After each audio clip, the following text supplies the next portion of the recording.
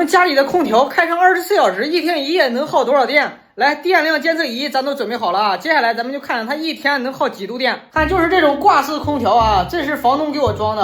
来，咱直接给它插上这个电量监测仪。我这个是空调专用的哈，属于是16安的电量监测仪。来，咱直接给它插上空调，咱们累计电量清零一下。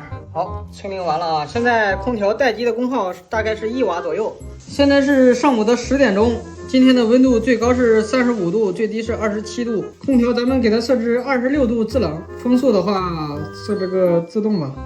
好，空调一打开，咱们给它开上一天一夜，看明天这个时候能耗几度电。Later， 来，现在又到10点了，咱们看耗了多少电啊？现在实时的功率是200瓦，电量是3.5度电。